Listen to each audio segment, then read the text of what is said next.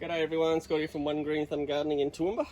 Today I just wanted to show you how I have my worm farm set up and the reason why I have my worm farm set up this way. So I was talking to my dad over Christmas and we were talking about he feeds from the top tray and then that's the bottom two trays where the worms eat the material and then puts it on the garden. I like to have my top tray to let the worms come out of the compost back into your worm farm, and then also it lets all your tomatoes and your melons and mangoes and avocados and any other seed that wants to germinate, especially tomatoes, germinate in this top one before being put out into your garden. So I did try doing this one-handed, but it was a bit tricky.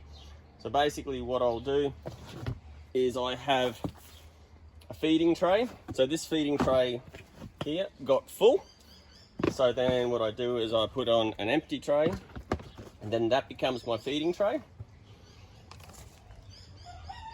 So then this one here will now become my feeding tray. And then this one will go to the top. And then what I'll do is I'll still water it and then germinate as many of these seeds, and what I do is I'll just rotate it around to bring any of the new seeds that haven't sprouted to the surface, and then also that puts all that nitrogen and fresh growth back through the thing.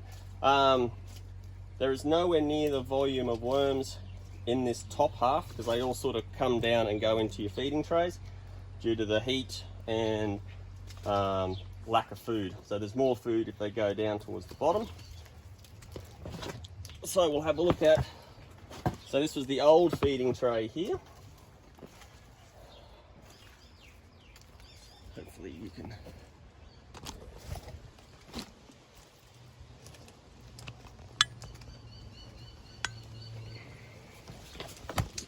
stupid thing.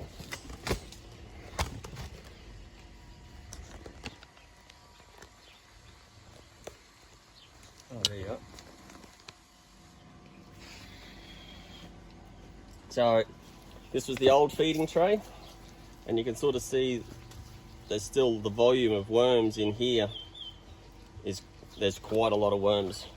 So what they'll do is they'll finish eating any material that is in this last tray, and then you move that one to the top, let it all, like all these melon seeds and stuff, germinate, and then away you go.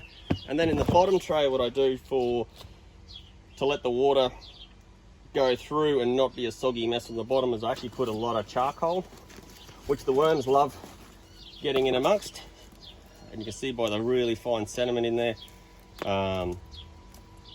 just how much the worms love being in there.